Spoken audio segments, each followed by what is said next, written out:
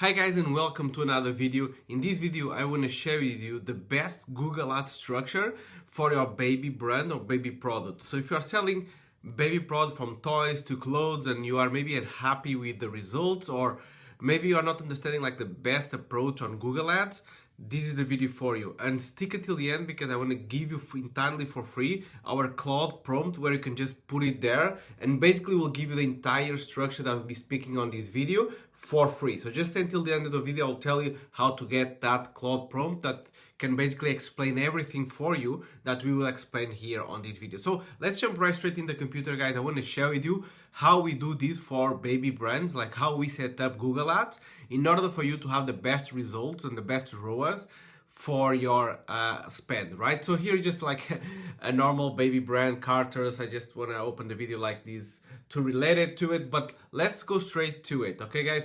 First thing before I want to show you here is just the structure down below, but first I want to share with you some things to consider when you are doing Google Ads for a baby brand, right? Or just advertising baby products.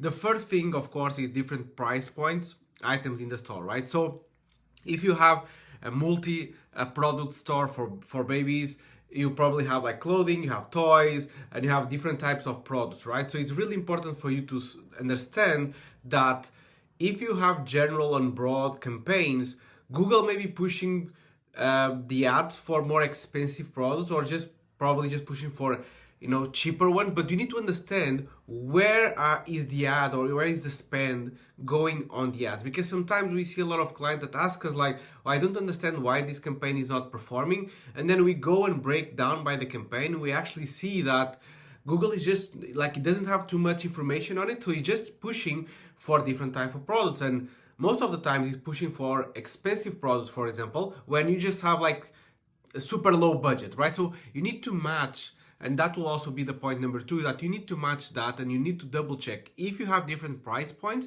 you need to understand where should I want to push Google towards to, right? Like, do I want to promote the expensive one? Do I want to promote the cheapest one? If I promote everything, and I'll show you in a second our structure to start with, that we have like some campaign that actually catch all of the products. You also have to analysis on that, and just continue to check where Google is going and just push him in the right direction. So that's something you need to consider. The second thing, which is attached to point number one, is daily budget versus the average product price. So this is really common, where we see that some clients and some brands that have like a specific price, like for example, imagine $100 average product price, right? And then they just spend $10 a day on ads, on Google Ads, right? So that means you need like 10 days just to reach the average price point of your store, which is really, really low. Like, it will take you a lot of days just to understand if it's working, if it's not working, if people are clicking on it. When people click, they go to the website and what they do. So it's really important for you to understand that depending on like what is the strategy, on what type of products you want to sell, you need to match the daily budget to it, especially on Google Ads, where it's like search intent, so you'll get the best target possible comparing to Meta and TikTok, for example, which is like more creative based. So you need to understand, guys, if you want to sell something like, especially on baby products, I will say probably the average ticket is around like $50. You need to have like a decent budget, right? And especially if you want to test more campaigns than one, I would say like $100 a day, $200 a day is plenty. It's just a good start for a specific average price on this market, right? But you need to have that in consideration. Don't just ask like, why I'm not getting any clicks, why I'm not getting sales, when you just put like $50 and your products cost around 200, 100, right? So you need to have that in consideration. The third one is ROAS versus amount of items purchased. So basically, we discussed this a lot with clients, and that's one of the structures that you see down below, is that sometimes we have clients that says to us, oh, this product is one of the best sellers we have because you have like 10 ROAS, right? 10 return of the ad spend. And when we go and analyze the product, he actually got two sales on the last 90 days, right? So the ROAS itself is not just a metric alone that tell you that is a bestseller, right? So bestseller should be an average, and have to be proportional to the amount of sales you have and the actual price. So if you have just like for example one product that got one sale on the last 90 days and got like 10 ROAS, I would say it's better for you to just focus your budget and push the products that, for example, have a 3 ROAS, but got 40 sales on the last 90 days. Why? Because they have demand. People are buying more. They are buying quantity, right? So that's something you also have to need in consideration, that one product, one sale, it doesn't necessarily mean that is a bestseller for you. And the last 3, I'll just bundle all of them together so we can jump right straight to the structure.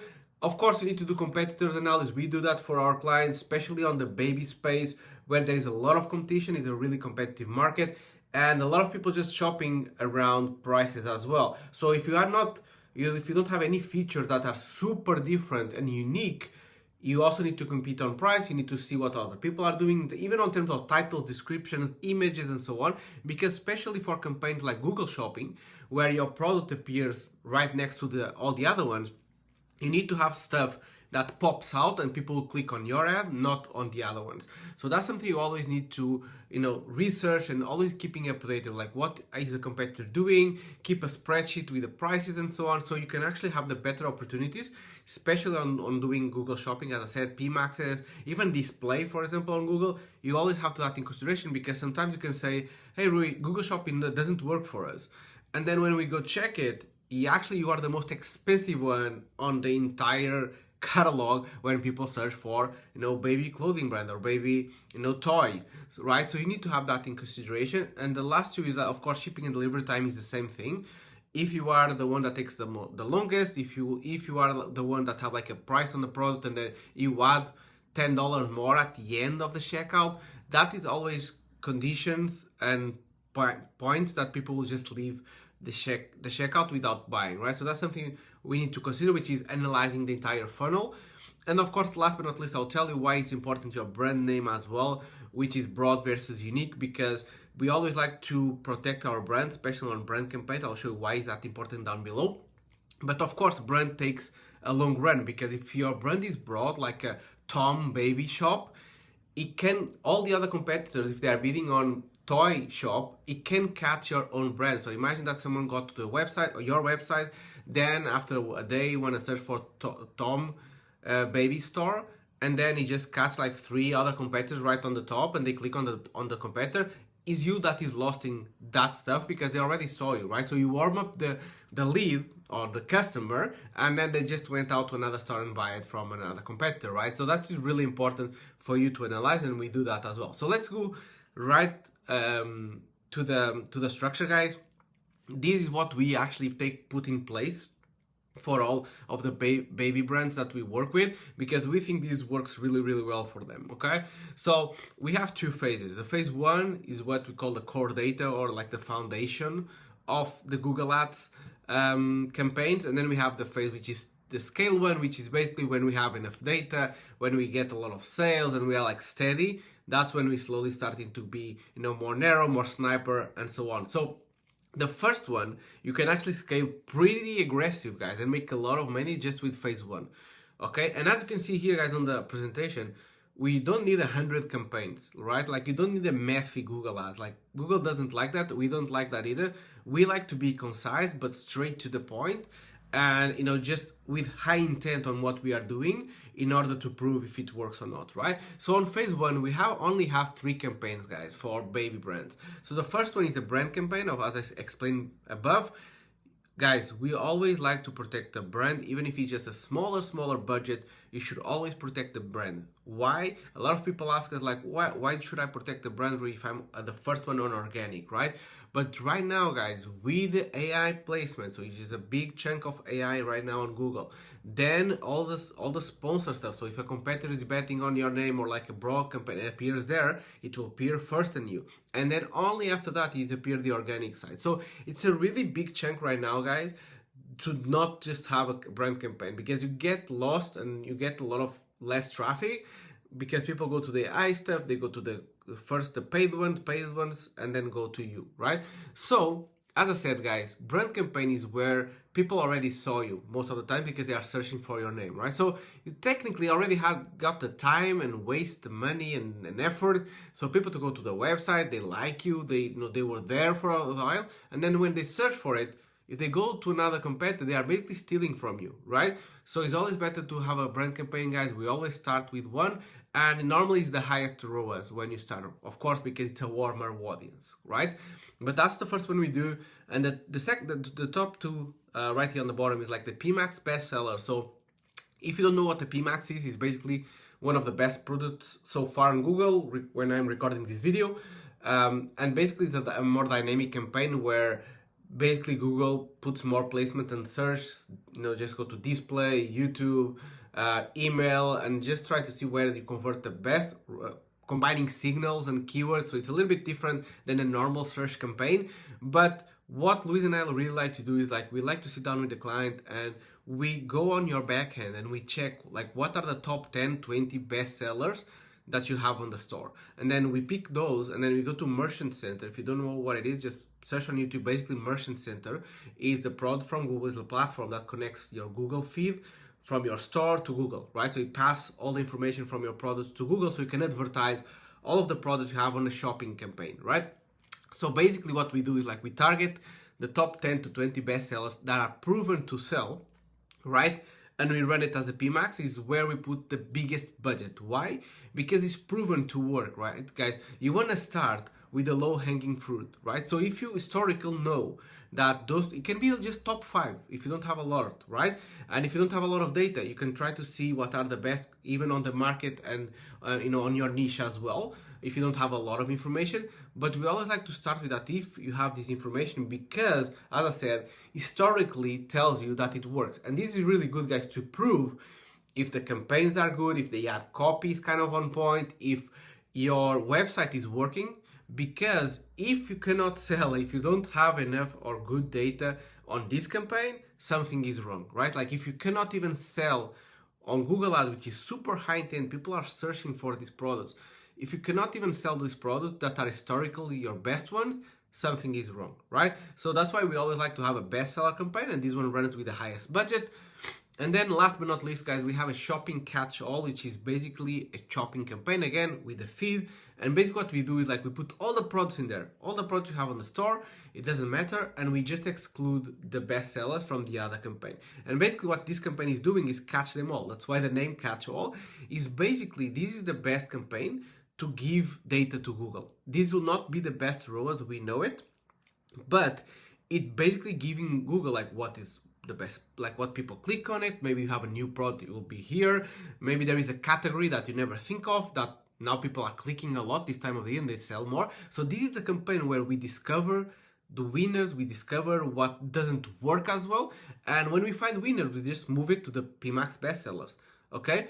And with just this structure, guys, you can scale pretty aggressively. You can make really thousand dollars with just these 3 campaigns. And gather the data that Google needs in order to be optimized, okay? So this is phase 1, guys, and as I said, it's not complicated, but you have a queue of doing this complex stuff and just setting up everything correctly, because that is really important as well, and just maintaining the campaign, right? Search terms and so on, I will talk in a second down below. And then we go to phase 2, right? So phase 2 basically, guys, is when the phase 1 or when the campaigns are going steadily, right? We already find that these products work, we maybe find a new one, and consistently from 1 month to the other is just putting more budget, the ROAS is kind of steady. We just start phase 2, which is basically going sniper mode, or going, more intent on splitting and finding exactly what works to maximize the budget that you spend. So basically what we like to do, and just a couple of campaigns that we like, we then open more, but this is when we start slowly opening a little bit more. And the first one is the search high intent campaign that we like to do, which is basically just search, so people searching, and it's just with high intent keywords, guys. So it's not broad keywords that can be a multiple option. We just do keywords that we know that people, if they are looking for it, they want to buy something, right? And basically what we do is we starting splitting by categories. So if you have different ages or different age brackets on your baby brand, we put it the brackets as well. If it's girl or boy as well, we can test as well, for example, different types of toys, different types of features as well. So everything that we see on your store that we can slowly just breaking down on the categories, that's what we do, right? Why? Because we want to find specifically what are the ones that bring the best return on ad spend. And we do that with just super high intent keywords. And again, on the second one, we do the same as PMaxes. So on the PMaxes, we slowly now starting to also open up with PMax, because PMax goes a little bit more dynamic, it goes to other placements, but we start doing that split, which is by category, by demographic, by boy and girl, gender, and so on. Everything that we know that can be good, we start splitting really careful just to analyze the data. If you are a multi-brand, for example, we also start splitting by brand just to see which brands actually work, right? Because now what we want is not just sales. What we want is like what actually have the biggest volume in sales, right? Like we just don't do one like, oh yeah, boy clothes sells really well. Well, but what type of clothes? What type of brand inside of it, right? Like we want to know exactly what is breaking the budget so we can just push it more, right? And then when we do all of these, we start doing also, of course, as well retargeting, because now we are getting data about the sales. Google's getting super optimized as well. And now is when we actually pick up customer match lists, your previous customers as well. We're starting opening up people that add to cart but didn't convert. So anything that we can now follow people along, that now we have enough data. And again, this retargeting can be a little bit early if you have more data on your account or not. That's another theme for another video. But this is what we're starting to do. You're just using your own data in your behalf to get more sales and better returns, right? And then at the last level, this is just a forward, but this guy it's a really advanced one. We just use this when we have we are spending like 10K a day or more, right? Is top of the funnel stuff. So it will reach a time on Google that you just start to get capped. So you are spending more than what people search for, right? And so what we try to do now is not just a conversion play, it's more like a brand play. So basically it's for people to actually know you, so they can go and search for your name, they can go and see you on YouTube and so on. So that's what we do. It's like a top of the funnel kind of, pillow or like a layer of it, where you have demand gen, you have especially YouTube as well, a lot of YouTube. And again, it's not necessarily focusing on conversions and ROAS, it's more on like reach, clicks, engagement, and so on. So we know that they will improve all of the other campaigns on the funnel. So people will enter more, they will see your website, they will catch on the pixel, and then they started going down the layer. So this is really important, guys. And again, depending on the budget you have, depending on the type of data you have, this is where it starts to get really interesting, because you are spending really big at this point, and you just want to, you have to be a brand play, not just a conversion play. So as I said, guys, this is pretty much, again, there is so many little things in between that goes with it, but if you just stay with this the conceptual of things, it will work really well. And that's what we're seeing for baby brands, that works really well and get really good returns. As I said, guys, before I just jump on high level action, this will be the end of the video as well. Just a couple of things that Luis and I like to do in order to improve the quality and the results right away. I just want to share you as well two things for you, right? The first one is that down this video, you can click on the link below and you can get a free Claude prompt. You can even put it on ChatGPT if you want. We did it on Claude because that's the one we like to do, because we do AI, guys. And we use AI for our clients, we use AI on our ads, because if you're not using AI, guys, you're getting behind, basically. We do a lot of AI for A/B testing, copy, and just testing more, guys. And that's kind of, I think, the biggest leverage of AI, I think, is just testing more. And you can test more than your competitors and just be better, right? So we do a lot of that for research, AI, ad copy, and so on. And so I put it together, guys. This prompt here, again, down below, just click it, it's for free. So you can just get it for free. And basically, well, you just need to put your URL, and basically it will give you a full brief with the structure I just spoke about. So you can see I just made this example with VakerLight.com. It's a lightning company, and basically gives the entire brief, and it actually gives you the entire structure of the campaign, like the keywords, the negatives, the title, the headline, the description, everything you need that we set up. This Claude just give you the entire structure and building plan for you. So again, if you want this, is a full, as you can see, guys, super in depth. It goes all the way down with a lot of information and how you can set up as well. It's down below, it's for free. As well, if you guys want us to set up this for your baby brand, just let us know. There'll be a link down below as well. You can chat directly with me and Luis. It's just a couple of minutes, and we can even give you a free audit if you're already running the ads to see what is wrong, what you can improve, totally for free. So if you want us just to chat with us and you want us to implement exactly what I showed you and get this type of result, just click on the link below, be the calendar for me, and you speak directly with me. Okay, the last thing that I just want to show you before going to the high intent stuff is that here I just want to share with you guys actually a live example, right? So you can see it. So this is a brand that we are currently working with, and if you check here last month, I'm talking now is 27th of July, and I can even refresh if you guys want to see it's actually live. They have, I just want to show you that we actually started exactly with the structure that I showed you. Again, this is now on phase 2 a little bit. Now we are moving to phase 2 because it's working really well. And you can see here, guys, they made 5.24 ROAS. Okay, 5 ROAS just with phase 1, and now we are slowly going to phase 2. But you can see here on the left side, we did the best sellers, we did brand, and we did the catch-all, which is all the other products. Okay, now we are doing subcategories, so we are going more in depth that I showed you on phase 2. But as you can see, guys, with just these three campaigns, we are doing 5 ROAS, and yeah, these guys are making more than 100K a month on Shopify. So I just want to show you that it actually works. I just want to show you live this structure here, which is seem pretty concise and just straightforward. But these are the best campaigns if you have a baby product store, yeah, and you'll work like charm. And as I said, guys, just to finish really quickly, high level stuff that you can do to improve your results if you are doing Google Ads right now. The first one is bid adjustments. So now that you're starting to get a lot of data, you can actually start doing bid adjustment, which is basically telling Google, for example, imagine that you see that your store is making more money on Mondays and Tuesdays and not working so well on a Saturday.